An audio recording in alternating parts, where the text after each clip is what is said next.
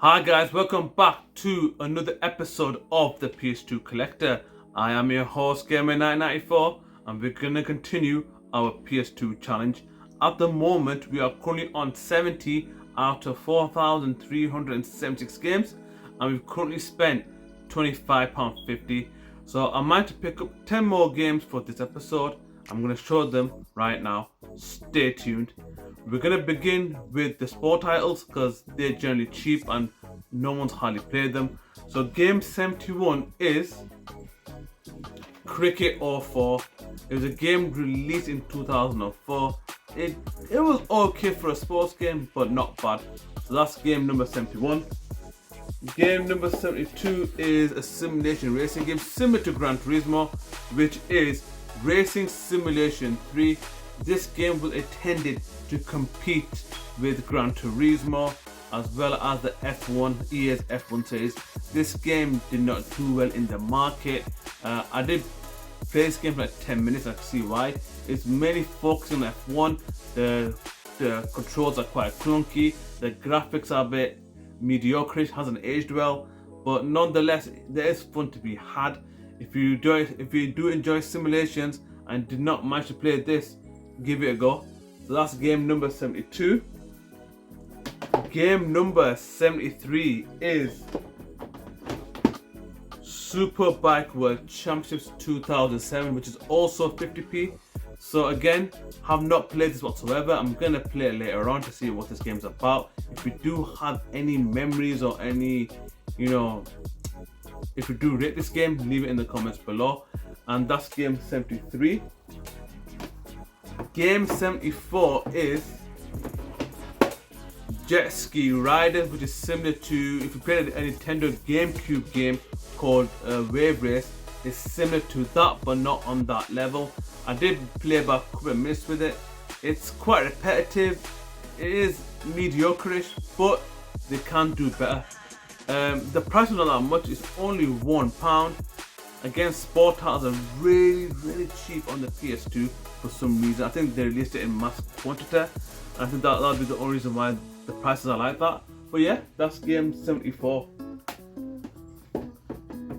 Game 75 is one of my favorite football games of all time and what got me into the Pro Evolution Soccer series, and that's Pro Evolution Soccer 3.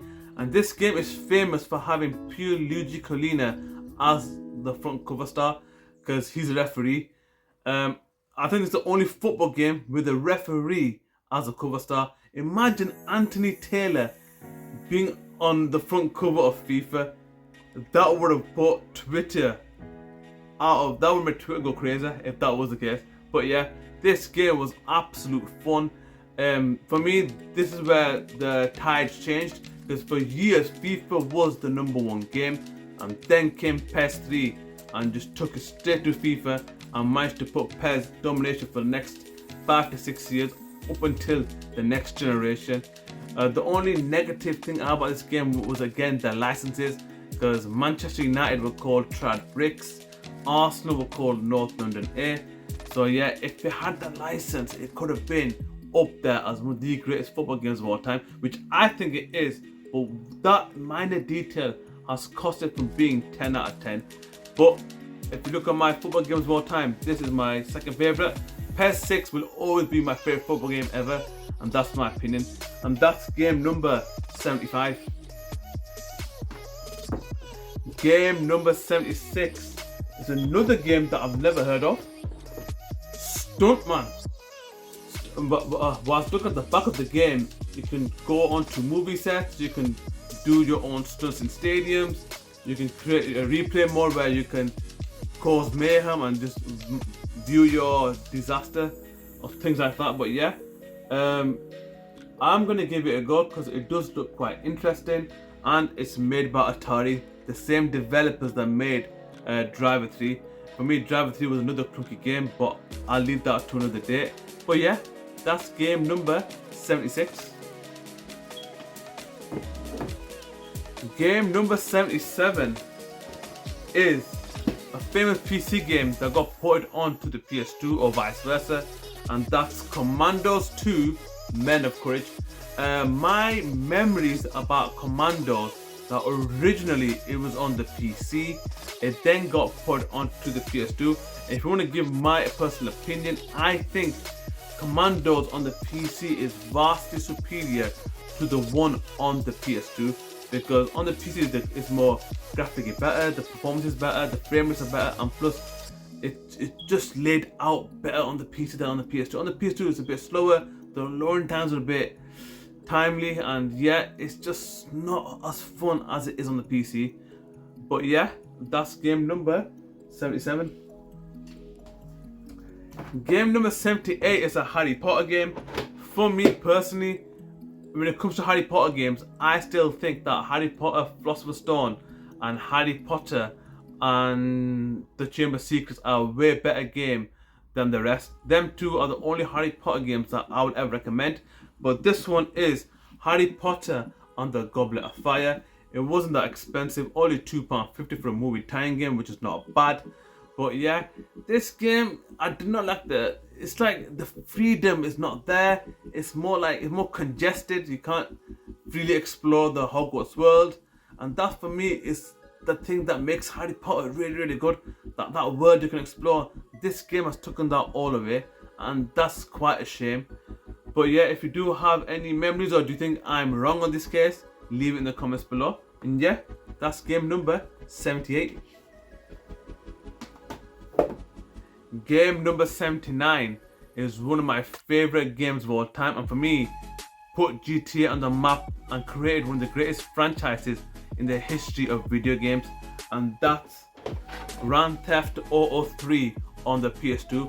When this game first came out, it absolutely blew everything away. This game came with a map, and you can actually view the map while you're playing the game. That's how much accuracy and realism that they put in this game. And the most important aspect, as well as you know with GTA games, is the ultimate freedom that it gives you. You could do whatever you want, you could do the missions whenever you want. You don't have to do the missions straight away. It just gives you the freedom and time for you to enjoy the game in its fullest detail. And that for me is what made GTA 3 a groundbreaking game.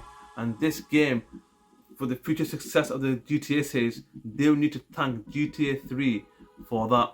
And next year GTA 6 is coming out. I can't wait for that.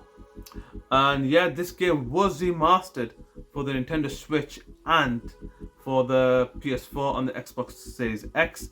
But for me, that remaster does not give this game justice. And if I had to recommend playing this game, play it on the PS2. Brilliant game, masterpiece. And that's game number 79. And the final game in this video is a fighting game, a 2D fighter. I recently played a game of the series called Guilty Gear Strive. That's the only Guilty Gear game that I ever played, and I want to go back to its roots, and that is Guilty Gear X. Now this game is quite well known. It did win a lot of awards, but is it the best Guilty Gear game of all time? Not really. This game did cost me a pretty penny. It cost me £20, which at the time, because it's not that well known, and especially for it being a 2D fighter, 2D fighting games are quite expensive on the PS2, so £20 is a fair price for it. Again, as I said before, the only Guilty Gear game that I played is Guilty Gear Strive on the PS5. And the animations on that game is absolutely phenomenal. It's like you're playing an anime. Brilliant game that is. I'm gonna give this game a go, and hopefully it does well. And that, my friends, is game number 80. And that's the final game of this video. I do hope you enjoyed it. If you want to see more content like this, please subscribe. If you want to have a notification of when my videos come out, click on the bell below. Anyways guys, until next time, and don't forget to subscribe. See you later.